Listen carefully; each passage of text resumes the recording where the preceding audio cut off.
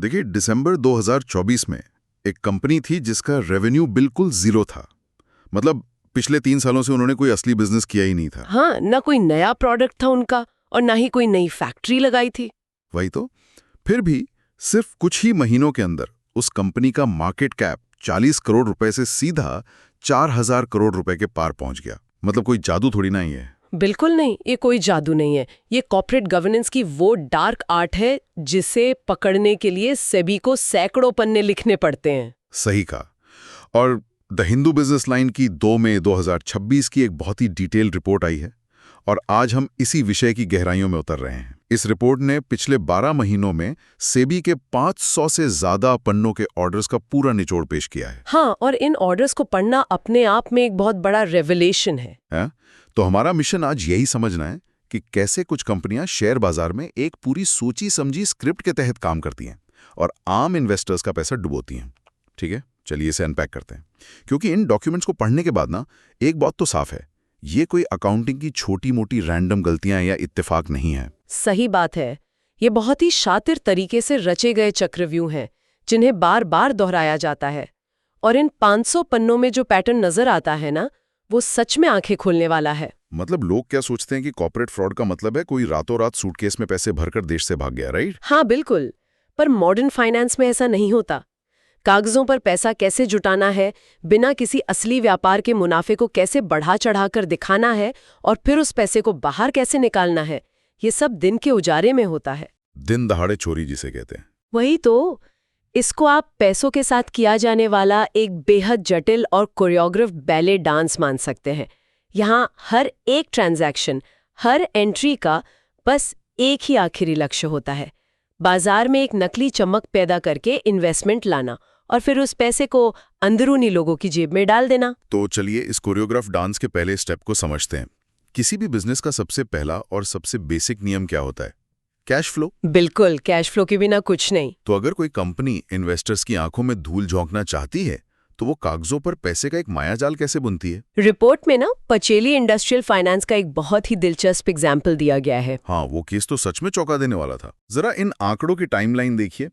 दिसंबर 2024 से जनवरी 2025 के बीच महज 1 महीने के अंदर इस कंपनी का शेयर 21 रुपए 2 पैसे से उछलकर सीधा 78 रुपए 20 पैसे हो गया।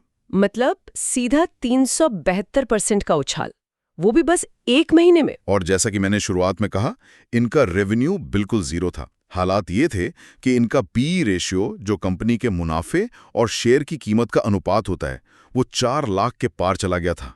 कोई सोच सकता है ऐसा? यहाँ सबसे हैरानगेज बात यह है कि अगर कोई इस कंपनी की आम बैलेंस शीट देखता ना, तो उसे सब कुछ बिल्कुल लीगल और सही लगता। अच्छा, वो कैसे? क्योंकि पाचेली ने अपने कागजों में दिखाया कि उसे 6 अलग-अलग एंटिटीज से लगभग 850 करोड़ रुपए का भारी भरकम लोन मिला है।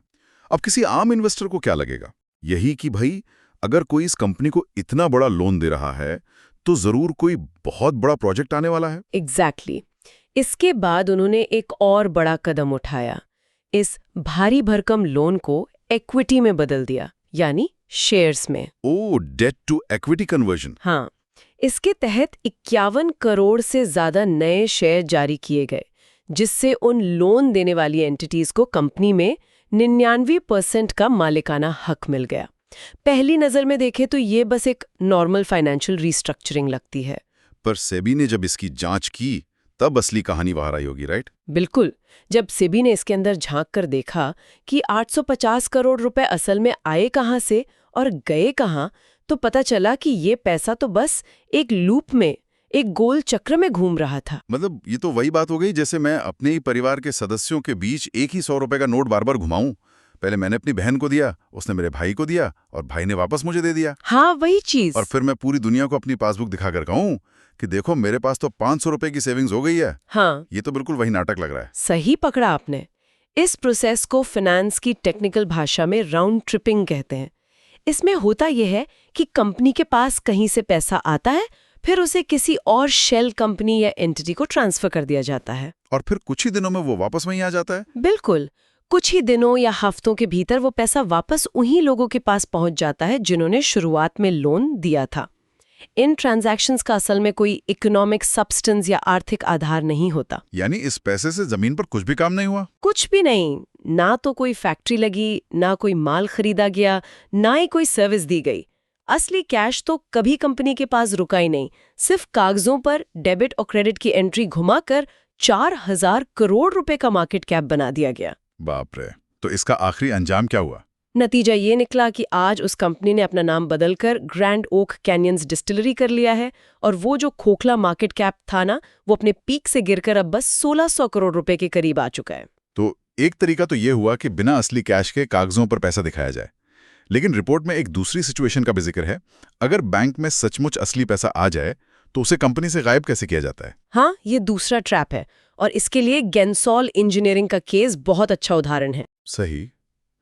इन्होंने IREDA और PFC जैसी बड़ी सरकारी फाइनेंस संस्थाओं से 6,400 इलेक्ट्रिक व्हीकल यानी EVs खरीदने के नाम पर 663.89 करोड़ रुपए का एक बहुत बड़ा लोन लिया। सरकारी संस्थाओं से, वो भी ग्रीन एनर्जी के नाम पर? बिल्कुल। अब सिंपल लॉजिक है, अगर लोन EV खरीदने के लिए है तो कंपनी के पास गाड़ी आनी चाहिए, लेकिन कागजों के मुताबिक कंपनी ने सिर्फ 567.73 करोड़ रुपए की ही गाड़ियां खरीदी। और यहीं पर फंड डिवर्जन का खेल शुरू होता है। देखिए, सेबी की जांच के अनुसार जेंसोल ने अपने EV सप्लायर को, जिसका नाम गो ऑटो था, उसे कुल 775 करोड़ रुपए भेज दिए। वेट, गाड़ियां आई 567 करोड़ की और पैसे भेजे गए 775 करोड़? ये कैसे? वही तो, ये रकम उन गाड़ियों की असली कीमत से 207 करोड़ रुपए से भी ज्यादा थी। अब सवाल उठता है कि ये एक्स्ट्रा पैसा गया कहाँ? कहाँ गया ये पैसा? जांच में सामने आया कि सप्लायर गो ऑटो के जरिए इस 207 करोड़ के फंड को प्रोमोटर यानी जग्गी ब्रदर्स से जुड़ी अन्य निजी संस्थाओं में डाइवर्ट कर दिया गया। और इस पैसे का हुआ क्या फिर? इसका इस्तेमाल कंपनी के बिजनेस में नहीं हुआ, बल्कि महंगी रियल एस्टेट प्रॉपर्टीज और निजी चीजें खरीदने में किया गया। मतलब पैसा उठाया जा रहा है इलेक्ट्रिक व्हीकल्स और ग्रीन एनर्जी के नाम पर, और उससे खरीदे जा रहे हैं प्रमोटर्स के आलीशान बंगले। बिल्कुल धोखा है। और देखिए, ये गवर्नेंस फेलियर सिर्फ बड़ी कंपनियों तक ही सीमित नहीं है। रिपोर्ट में SME IPOs यानी छोटे और मध्यम उद्योगों के IPOs को लेकर जो खुलासे हैं ना, वो शायद इससे भी ज्यादा डराने वाले हैं। हाँ, मैंने वो सिनॉप्टिक्स टेक्नोलॉजीज वाला केस देखा। उसमें तो शेयर बाजार में लिस्टिंग होने से ठीक 24 घंटे पहले एस्क्रो अकाउंट से 35% पैसा बाहर निकाल लिया गया। सोचिए, लिस्टिंग से पहले ही। हाँ, वही ना। अब सवाल ये उठता है कि एस्क्रो अकाउंट, जो असल में एक बेहद सुरक्षित लॉक्ड तिजोरी की तरह होना चाहिए, जहां से बिना कड़ी शर्तों के पैसा नहीं निकल सकता, वहां से लिस्टिंग से पहले ही पैसा कैसे गायब हो गया? यहाँ लीड मैनेजर्स की भूमिका बहुत संदिग्ध हो जाती है।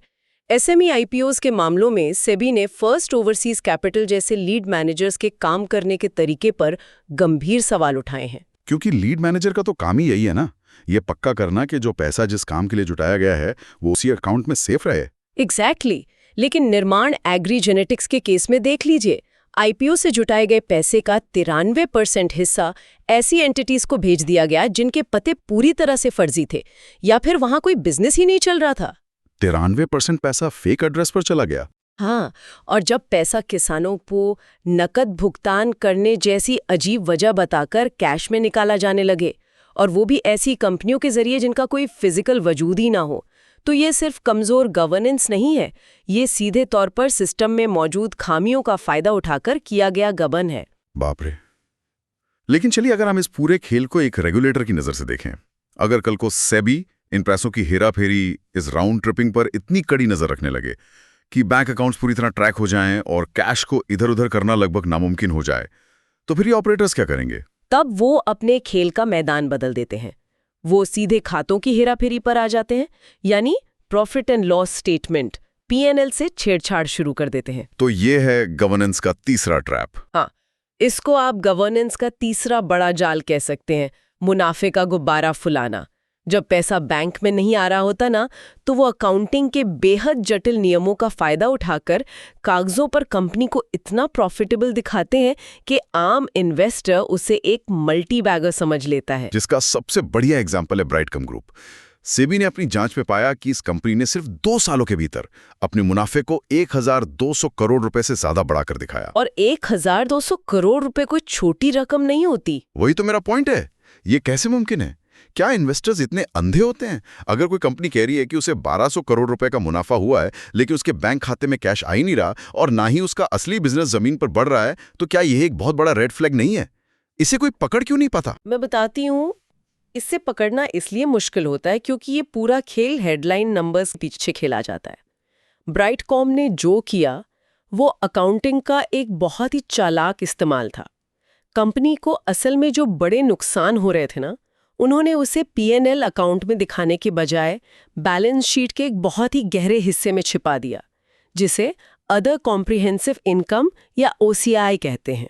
अच्छा, तो मतलब हेडलाइन में प्रॉफिट और पीछे OCI में लॉस। हाँ, ज्यादातर रिटेल इन्वेस्टर्स सिर्फ हेडलाइन प्रॉफिट देखते हैं कि कंपनी ने इस क्वार्टर में कितना कमाया। बहुत कम लोग बैलेंस शीट के उन पन्नों तक जाते हैं जहां OCI में भारी नुकसान दबाए गए होते हैं। और इसके अलावा उन्होंने अपने खर्चों को भी कैपिटलाइज कर दिया। जरा इस कैपिटलाइज करने वाले फंडे को हमारे लिसनर्स के लिए आसान भाषा में समझाइए ना। देखिए, मान लीजिए एक कंपनी रिसर्च या डेवलपमेंट पर 100 रुपए खर्च करती है। कायदे से ये 100 रुपए P&L में खर्च के तौर पर दिखना चाहिए, जिससे आपका मुनाफा 100 रुपए कम हो जाएगा। सही बात है। लेकिन अगर कंपनी उस 100 रुपए को खर्च ना मानकर अपनी संपत्ति यानी एसेट मान ले, ये कहते हुए कि इस रिसर्च से फ्यूचर में बहुत फायदा होगा, तो वो 100 रुपए खर्च में से हटकर सीधे बैलेंस शीट में एसेट साइड पर चला जाता है। वाह, रातों रात कंपनी का मुनाफा भी बढ़ गया और बैलेंस शीट भी मजबूत दिखने लगी। एग्जैक्टली। जबकि असलियत में वो सिर्फ एक बुक एंट्री थी और कंपनी पूरी तरह से खोखली थी। कमाल है भाई साहब, खर्च को ही अपनी संपत्ति बता दो। और रिपोर्ट में एक और चीज है, अगर कोई ऐसी बुरी खबर आ ही जाए जिसे आप किसी भी अकाउंटिंग जादूगरी से छुपा नहीं सकते, तो उसका भी एक दिलचस्प तरीका बताया गया है। एलीटकॉन इंटरनेशनल का जिक्र है, जो सिगरेट और शीशा बनाने के बिजनेस में है। हाँ, इनको तो सरकारी नोटिस मिला था। बिल्कुल। इन्हें सरकार से 408.65 करोड़ रुपए का GST नोटिस मिला।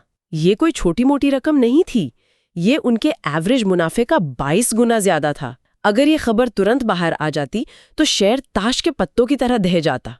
इसलिए उन्होंने इसे लंबे समय तक इन्वेस्टर्स से छुपाए रखा। और जब सेबी के नियमों के कारण उन्हें मजबूरी में यह जानकारी पब्लिक करनी पड़ी, तो उन्होंने नैरेटिव को कंट्रोल करने की एक बहुत ही अनैतिक रणनीति अपनाई। जिस समय उन्होंने स्टॉक एक्सचेंज को इस भारी भरकम जुर्माने के बारे में बताया, ठीक उसी समय उन्होंने बाजार में अच्छी खबरों की एक लंबी झड़ी लगा दी। उन्होंने ऐलान कर दिया कि वो 300 करोड़ रुपए का QIP ला रहे हैं। QIP यानी क्वालिफाइड इंस्टीट्यूशनल प्लेसमेंट, जहां कंपनियां बड़े बड़े संस्थानों को सीधे शेयर बेचकर मोटा पैसा जुटाती हैं। अब जब बाजार सुनता है कि बड़े फंड्स पैसा लगा रहे हैं, तो आम इन्वेस्टर को लगता है कि कंपनी में जरूर कुछ बहुत अच्छा हो रहा है। बिल्कुल सही।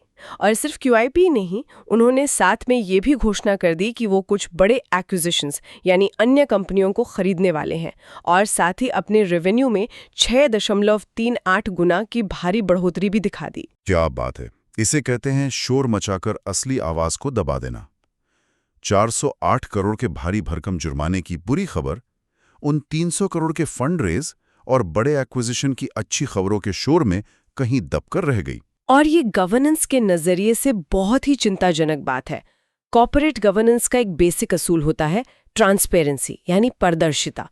इन्वेस्टर्स को सही समय पर बिना किसी मिलावट के साफ जानकारी मिलनी चाहिए। लेकिन एलीटकॉन के मामले में क्या हुआ, मैनेजमेंट ने जानबूझकर ऐसी खबरें प्लांट की जिससे इन्वेस्टर्स का ध्यान उस असली खतरे से हट जाए। सही कहा। अब तक तो हमने उन कंपनियों की बात की जिनके पास या तो असली पैसा नहीं था या जिनका मुनाफा सिर्फ कागजों पर था। लेकिन अब एक अलग सिचुएशन के बारे में सोचते हैं। क्या होगा अगर कोई कंपनी सच में बहुत अच्छा काम कर रही हो, उसका एक सॉलिड बिजनेस मॉडल हो, अच्छी मशीनरी हो और वो लगातार असली मुनाफा कमा रही हो? ऐसे में प्रमोटर्स छोटे इन्वेस्टर्स को कैसे धोखा देते हैं? इसका जवाब है सोने का अंडा देने वाली मुर्गी को सस्ते में अपने ही करीबियों को बेच देना। ये चौथा और शायद सबसे क्रूल ट्रैप है, जहां वैल्यू को बहुत ही लीगली डाइवर्ट किया जाता है। पर ड्रग्स एंड केमिकल का केस इसे समझने के लिए परफेक्ट है। हाँ, पर ड्रग्स में क्या हुआ था? उन्होंने तो अपना मेन बिजनेस ही बेच दिया था ना? बिल्कुल।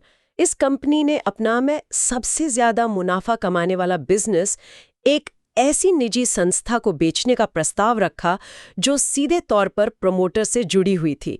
और इस पूरे चलते हुए बिजनेस की कीमत क्या तय की गई? महज 93 से 95 करोड़ रुपए। लेकिन एक मिनट, पर एक सेकंड, कंपनियों के अकाउंट्स तो चार्टर्ड अकाउंटेंट्स और ऑडिटर्स चेक करते हैं ना? कोई भी ऑडिटर किसी अच्छी खासी चलती हुई कंपनी के बिजनेस को इतनी कम कीमत पर बेचने पर अपनी मोहर कैसे लगा सकता है? क्या ऑडिटिंग और वैल्यूएशन का सिस्टम भी इस पूरे खेल का हिस्सा बन जाता है? यह मुद्दा सच में दिलचस्प हो जाता है और यही इस पूरे केस की सबसे बड़ी विडंबना है। जो वैल्यूएशन निकाली गई थी ना, वो पूरी तरह से एक टेक्निकल लूप होल पर आधारित थी। वैल्यूअर्स ने इस बिजनेस की कीमत सिर्फ उसकी जमीन, मशीनों और पुरानी बिल्डिंग के आधार पर निकाली, जिसे नेट बुक वैल्यू कहते हैं। अच्छा, मतलब सिर्फ फिजिकल चीजों की वैल्यू लगाई? हाँ, उन्होंने उस बिजनेस के ब्रांड नाम, उसकी गुडविल, बाजार में उसकी साख, ग्राहकों के नेटवर्क और सबसे जरूरी फ्यूचर में होने वाली कमाई को पूरी तरह से इग्नोर कर दिया। फाइनेंस की भाषा में कहें तो उन्होंने इसे एक गोइंग कंसर्न यानी एक चलते फिरते मुनाफा कमाते बिजनेस की तरह नहीं देखा, बल्कि उसे कबाड़ में बेची जाने वाली मशीनों की तरह आंका। अरे ये तो वही बात हुई जैसे कोई किसी बहुत मशहूर और भीड़ से भरे हुए रेस्टोरेंट को बेचने जाए और उसकी कीमत सिर्फ उसकी वहां रखी खाली कुर्सियों, मेजों और बर्तनों के कबाड़ के भाव पर लगा दे, जबकि उस रेस्टोरेंट की असली कीमत तो उसकी रेसिपीज, उसका ब्रांड और फ्यूचर में आने वाले कस्टमर्स में है ना। बहुत सही एग्जाम्पल दिया आपने। और इसी वजह से जब पार ड्रग्स के मामले में एक इंडिपेंडेंट वैल्यूएशन की गई तो पता चला कि उस बिजनेस की असली कीमत 93 करोड़ नहीं बल्कि 387 करोड़ रुपए थी। सोचिए, 387 करोड़ की चीज अपने ही लोगों को 93 करोड़ में बेच दी गई। बाप रे। और इसका नतीजा क्या हुआ बाजार पर? जैसे ही ये प्रस्ताव पब्लिक हुआ, बाजार समझ गया कि कंपनी के अंदर क्या चल रहा है। कंपनी का मार्केट कैप 400 करोड़ रुपए से धड़ाम से गिरकर सिर्फ 140 करोड़ रुपए रह गया। और इसमें सबसे ज्यादा नुकसान किसका हुआ? उन माइनॉरिटी शेयर होल्डर्स यानी छोटे इन्वेस्टर्स का, जिन्हें इस वैल्यूएशन रिपोर्ट की बारीकियां तक पहुंचने भी नहीं दिया गया। उनके इन्वेस्टमेंट की वैल्यू एक झटके में आधी से भी कम हो गई। तो हमने कैश गायब होते देखा, मुनाफे के झूठे दावे देखे और अच्छे बिजनेस को कबाड़ के भाव बिकते देखा। लेकिन अब हम जिस आखिरी ट्रैप की बात करने जा रहे हैं वो आज के सोशल मीडिया और डिजिटल युग का सबसे खतरनाक जाल है। हाँ, 5वां ट्रैप। उन कंपनियों का क्या जिनके पास ना तो कोई अच्छा बिजनेस है, ना कैश है और ना ही कोई असली संपत्ति है, फिर भी उनके शेयर किसी रॉकेट की तरह आसमान छूने लगते हैं। इसे मैन्युफैक्चर्ड प्राइस डिस्कवरी या आसान शब्दों में कहें तो शेयर की कीमतों के साथ आर्टिफिशियल छेड़छाड़ कहते हैं। आरएनपी सेमीकंडक्टर का मामला इसका एक खौफनाक उदाहरण है। इस कंपनी का पुराना नाम जीडी ट्रेडिंग एंड एजेंसीज था। हाँ, और अप्रैल 2024 में इसके एक शेयर की कीमत सिर्फ 15 रुपए थी। लेकिन अक्टूबर 2025 आते आते यही शेयर 10,800 रुपए के पार पहुंच गया। ये 70,000% का उछाल है। और ये सब तब हुआ जब कंपनी के फाइनेंशियल्स पूरी तरह से कमजोर थे। वही तो, 15 रुपए से 10,800 रुपए, ये कोई ऑर्गेनिक ग्रोथ तो हो नहीं सकती। इतनी तेजी से कीमत बढ़ने का मतलब तो यही है कि बाजार में सप्लाई को पूरी तरह से रोक दिया गया होगा। क्या उन्होंने जानबूझकर शेयर्स की लिक्विडिटी खत्म कर दी थी? आपने बिल्कुल सही नब्ज पकड़ी। इसके पीछे ना पूरी एक सोची समझी मशीनरी काम करती है। सबसे पहले उन्होंने बाजार की डिमांड पहचानी कि आजकल सेमीकंडक्टर शब्द का बहुत क्रेज है, तो उन्होंने रातों रात अपनी कंपनी के नाम में सेमीकंडक्टर जोड़ लिया ताकि एल्गोरिदम्स और इन्वेस्टर्स का ध्यान खींचा जा सके। और उसके बाद प्रेफरेंशियल अलॉटमेंट का बड़ा खेल शुरू हुआ। प्रेफरेंशियल अलॉटमेंट यानी शेयर बाजार में आम जनता के लिए शेयर लाने से पहले ही पिछले दरवाजे से अपने दोस्तों, रिश्तेदारों या जान पहचान वालों को बेहद सस्ते भाव पर शेयर बांट देना। जी हाँ, उन्होंने 12 रुपए के भाव पर करोड़ों शेयर अपने ही करीबियों को दे दिए। अब यहाँ से असली खेल शुरू होता है। इन शेयर्स को बहुत छोटे छोटे हिस्सों में बांटकर रोज बाजार खुलते ही अपर सर्किट पर खरीदा जाने लगा। अपर सर्किट मतलब शेयर की कीमत एक दिन में अपनी मैक्सिमम लिमिट तक बढ़ जाती है और फिर उस दिन के लिए ट्रेडिंग रुक जाती है। एग्जैक्टली। रोज अपर सर्किट लगने का मतलब है कि बाजार में खरीदने वाले तो बहुत लोग खड़े हैं, लेकिन कोई भी बेचना नहीं चाहता।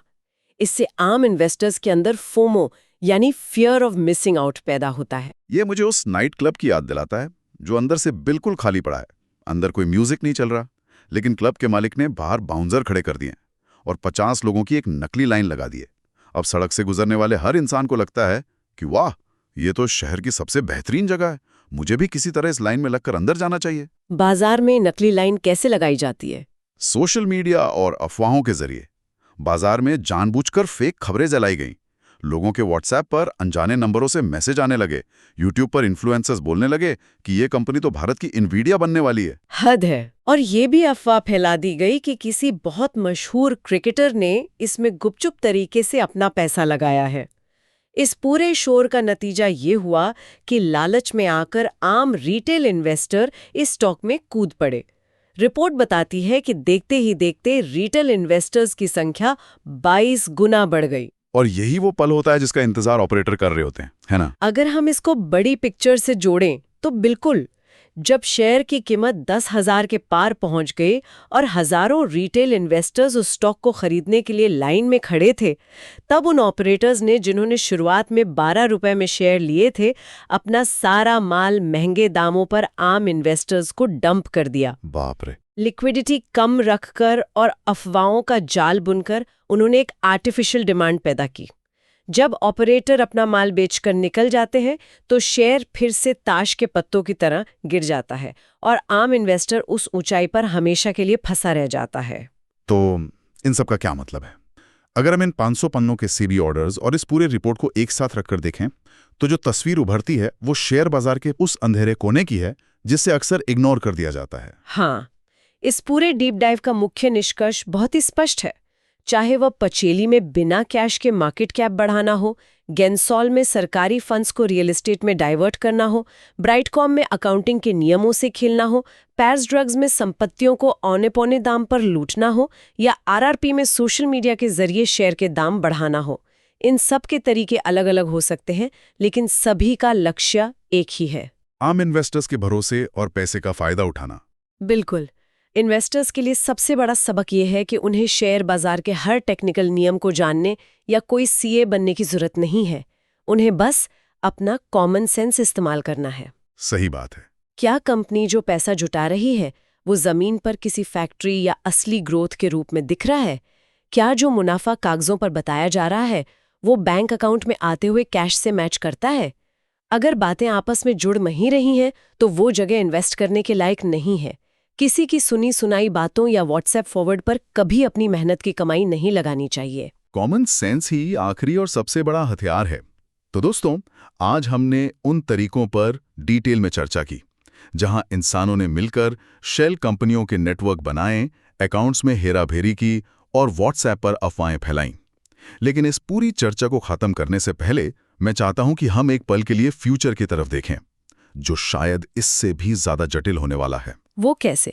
जरा सोचिए, आज तो ये सब करने के लिए इंसानी दिमाग, प्रमोटर्स और ऑपरेटर्स के पूरे सिंडिकेट की जरूरत पड़ती है। लेकिन कल क्या होगा?